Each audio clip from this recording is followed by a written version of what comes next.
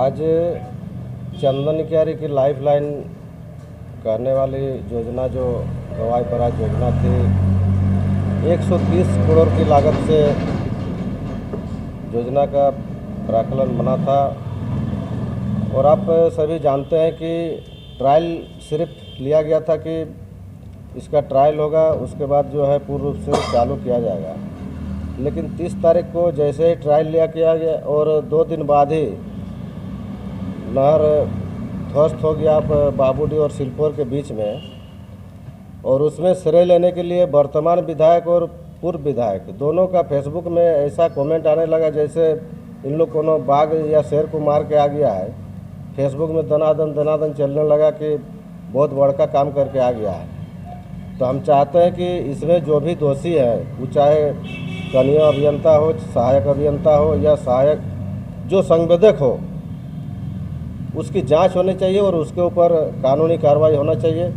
कारण इससे चंदन क्यारी विधानसभा के हमको लगता है कि 50 से अधिक गाँव को जो किसान है उसको लाभ मिलता, लेकिन ऐसा किसके द्वारा किया गया, ये तो बहुत ही दुखद बात है। चंदन क्यारी के भविष्य के साथ ऐसा खिलवाड़ आप देखे होंगे कि हमको लगता है कि 1978-79 में जब कॉमरेड राय साहब थे, उस समय मिट्टी का ही नहर बना गया था और उसमें कुछ दूरी तक हमको लगता है 20-25 किलोमीटर तक नहर पहुंचा था। उसके बाद वो असफल रहा। और इसी को लेकर चंदन क्यारी के जितने भी विधायक हैं, चाहे पूर्व विधायक बोलिए या वर्तमान विधायक बोलिए, राजनीतिक एजेंडा उनके द्वारा प्रत्येक चुनाव में आते गया कि इसको हम विधायक बनेंगे तो पूरा करेंगे। लेकिन जिनके कार्यकाल में योजना का शुरुआत हुआ, उसी कार्यकाल में अंत भी हुआ। इस तरह से हम चाहेंगे कि इसमें, और आप सभी जानते हैं कि 7 तारीख को इसका उद्घाटन भी होना था, लेकिन हम कहेंगे कि हमारी सरकार अभी मान लीजिए 7 तारीख को चंद्रपुरा में सीएम साहब का प्रोग्राम है, तो इसको अभी उद्घाटन नहीं करे जब तक इसका पूरा जांच होकर दोषी पर जब तक कार्रवाई नहीं होती है तब तक इसका उद्घाटन न करें। और हम लोग भी सीएम साहब को बोलेंगे कि इसमें जो जो दोषी पाए जाएंगे उनके ऊपर कानूनी कार्रवाई होनी चाहिए। आज चंदन क्यारी विधानसभा के अंतर्गत 130 करोड़ की योजना जो चंदन क्यारी के अन्नदाताओं के लिए बहुत बड़ी एक योजना थी, और उस योजना को यहाँ के विधायक मंत्री लोग मिल बांटकर ठेकेदारों के साथ जो कार्य किया है वो पूरी जनता देख रही है, पूरे चंदन क्यारी विधानसभा की जनता देख रही है। और आने वाला समय में इसका मुंहतोड़ जवाब मिलेगा। और कहने का मतलब है कि आज इतने बड़े घोटाला होने के बावजूद भी वही अपना पीठ को अपने आप को थपथपा भी रहा है और विधानसभा में भी उठा रहा है। तो इसमें जो दोषी व्यक्ति है, चाहे कनीय अभियंता हो, चाहे कार्यपालक अभियंता हो, चाहे जेई हो, एई हो, जो भी हो, उस पे पूर्ण रूप से कार्रवाई होना चाहिए और कड़ी से कड़ी कार्रवाई होना चाहिए।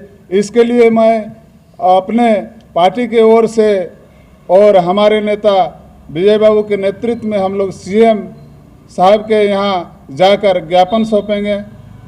धन्यवाद। गवाई बराज परियोजना जो हमारे चंदन क्यारी विधानसभा के लगभग 80,000 किसानों तक जो लाभ पहुंच रही थी, और उससे यहाँ के किसान काफ़ी खुशी महसूस कर रहे थे।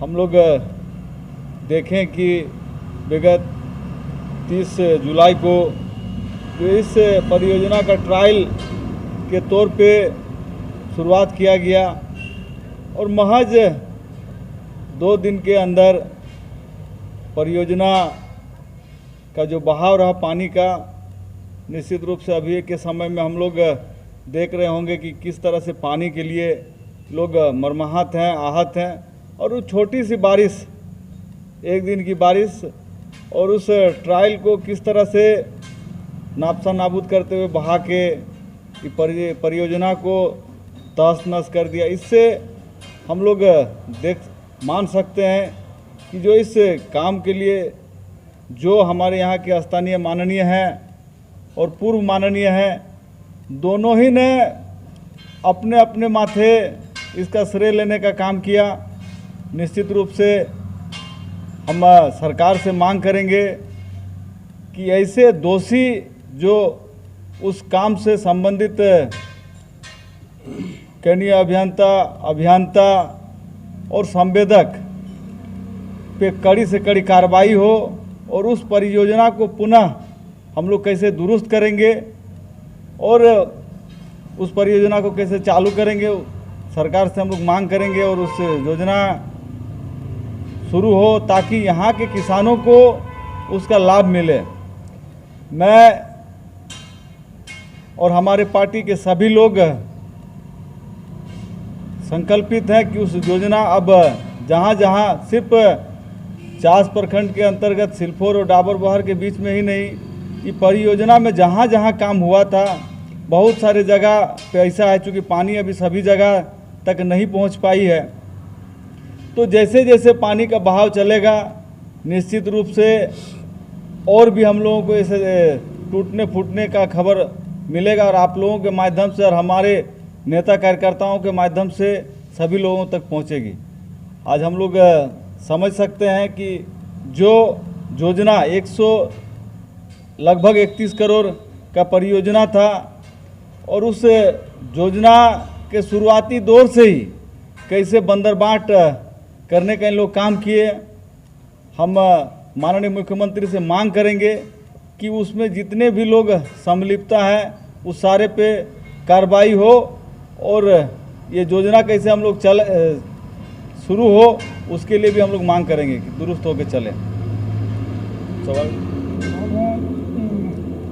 श्रेय लेने के तो होड़ लगा हुआ था, इसमें कहीं ना कहीं मुख्यमंत्री भी 7 तारीख को शिलान्यास करने उद्घाटन करने वाले थे, तो वो भी तो होड़ में थे, तो क्यों ना पहले जांच कर लिया गया, उसके बाद ट्रायल जिस समय चला था तो जांच के लिए ट्रायल चला था। आप लोगों को मालूम होगा कि ट्रायल से पहले उद्घाटन नहीं हुआ, उससे पहले कि वो किस परिस्थिति में है वो पता चल गया, और पता चला तो निश्चित रूप से जो 7 तारीख को इसका उद्घाटन होना था, वो हम लोग कहेंगे कि इसको जब तक मरम्मती का काम दुरुस्ती के साथ ना हो, और उसका जो लगभग 5 साल तक जो संवेदक काम किया है, उसको 5 साल तक उस परियोजना को देखभाल करते रहना है, ताकि कहीं 5 साल के अंतराल में कहीं अगर क्षतिपूर्ति होती है तो उसका सारा जवाबदेही उस संवेदक के ऊपर होगी। अनियमितता की जो भेंट चढ़ गई, इस पर दोषी किसको मानते हैं, और दोषी के ऊपर किस तरह का कार्रवाई होना चाहिए, किस तरह का जांच बैठना चाहिए? निश्चित रूप में कड़ा से कड़ा कानूनी कार्रवाई हो, और हम लोग मांग करते हैं कि ऐसे लापरवाह संवेदक जो काम करने का कोई नियम तौर तरीका नहीं है, वैसे संवेदक को ब्लैकलिस्ट किया जाए। चूँकि सरकार का कोई भी योजना आम जनों तक, आम लोगों तक पहुंचती है, और आम जनों तक पहुंचने के कारण सीधा लोग लाभान्वित होते हैं, और ये संवेदक जो बंदरबाट करते हुए काम को निपापोती करके करने का प्रयास करते हैं, वैसे संवेदक को सीधा झारखंड से ब्लैकलिस्ट किया जाए। ब्लैकलिस्ट करते हुए उस पर FIR भी हो। 3 से 4 साल से काम चल रहा था, सरकार इस पर अभी तक नहीं, जब टूटी उसके बाद ही ध्यान दे रही है झारखंड। देखिए, हम लोग निश्चित रूप में आपको हम लोग बताना चाहते हैं कि हम लोग विकास का बाधक ना कभी रहे हैं, झारखंड मुक्ति मोर्चा ना कभी रहा है और ना भविष्य में भी कभी रहेगा। हम लोग हमेशा चाहते हैं कि यहाँ के लोगों तक लाभ कैसे पहुँचे, लाभ कैसे मिले। हम लोग दिन रात प्रयास करते हैं, हमारे नेता कार्यकर्ता यहाँ पे प्रयास करते हैं, ताकि लोग तक जो सरकार का लाभ हो, योजना हो, लोगों तक पहुँचे। बस इसके लिए हम लोग सारे लोग उस चीज़ का ये करते थे कि भाई लोगों तक योजना का लाभ पहुँचे, लेकिन इस तरह का बंदरबाट करके करके अपने लिए इन लोग काम किए हैं, वैसे लोगों पे कार्रवाई भी हो। आपको लग रहा है ना कहीं ना भारी बंदरबाट हुआ है? लग नहीं रहा है। आपको मैं बताना चाहता हूँ, कल हम उस जहाँ पे क्षतिग्रस्त हुआ था वो जगह का स्थल निरीक्षण करने गए थे, तो जो एक मापक होता है, मापदंड होता है, मापदंड के आधार पे किसी भी तरह का कोई वर्क नहीं है। क्योंकि हम लोग हाथ से भी ऐसे छू रहे थे तो पता चला भुरभुर टाइप से, जैसे हम लोगों के यहाँ पे मिट्टी होता है, मिट्टी को कैसे छूते हैं तो भुरभुरा जाता है, बालू बन जाता है, बस उसी आकार में थोड़ा सा धकेल दीजिए तो गिर जाएगा, ये स्थिति है। तो मैं आपका चैनल के माध्यम से आपको भी मैं कहना चाहूँगा कि आप लोग जो क्षतिग्रस्त जगह है एक बार ज़रूर वो जगह जाके स्थल देखिए, तो ताकि आप लोगों को और जो 40 किलोमीटर का दूरी या 40 किलोमीटर का जो परियोजना है, आप लोगों को बहुत सारे जगह आने वाले समय में इस तरह का काम दिखेंगे। या जांच टीम बैठाया जाएगा तो जांच टीम पूरे नहर को जांच किया जाएगा, या ताकि कल परसों के जैसा घटना और कहीं ना हो? हम लोगों का प्रयास हमेशा रहा है कि हम शुरू में भी आपको कहें, फिर से मैं उस चीज़ को दोहराना चाहता हूँ कि विकास का बाधक हम लोग ना कभी रहे हैं। हम लोग विकास का काम करने वाले वो हर वो व्यक्ति को हम लोग सराहनीय या सराहे हैं कि बढ़िया काम है। चलिए चंदन क्यारी के लोगों तक वो लाभ पहुँचे, निश्चित रूप में अच्छा काम का अच्छा होगा, और ख़राब काम का हम लोग जांच तो करवाएंगे ही, और जहाँ जहाँ उस तरह का दोषी पाया जाएगा तो निश्चित रूप में पूरा को उखाड़ के हम लोग काम करवाने का काम करेंगे। सभी जनप्रतिनिधि अपने अपने श्रेय ले रहे हैं, से जांच करवाएंगे, विधानसभा में उठा रहे हैं, अपनी दिखा रहे हैं, सब हम भी इसका दोषी को कार्रवाई करेंगे। देखिए, तो 2 दिन पहले जिसमें ट्रायल पे हुआ था, उस समय हमारे यहाँ के स्थानीय माननीय को वो पूरी तरह से जांच परख लेना चाहिए था, देख लेना चाहिए था। हर्षोल्लास के साथ, मिठाई फटाका के साथ सपना साकार हुआ, ऐसा उनका जो सोशल मीडिया का पेज है उसके द्वारा हम लोगों को दिखा।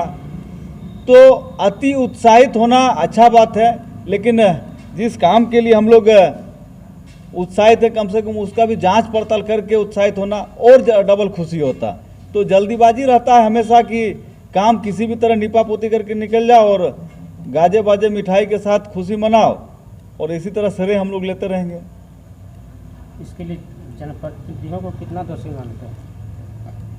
देखिए, कोई भी घर का जो गार्जियन होता है या गांव का, हम लोग ऐसे समझते हैं कि घर का गार्जियन हमारे पिताजी या हमारे जो घर के सबसे बड़े बुजुर्ग हैं उनको मानते। निश्चित रूप में क्षेत्र का जनप्रतिनिधि रहे हैं तो उनको तो श्रेय लेना चाहिए। इस जो टूट फूट के आज गोवा ब्रज का बंटाधार हो गया, उसका श्रेय भी उन्हीं को लेना चाहिए कि किस हिसाब से हो, चूँकि उनके ही देख रखाव स्थानीय विधायक होने के नाते वो सारे चीज़ में उनको जवाबदेही स्वयं लेना चाहिए कि वो जवाबदेही उनका है।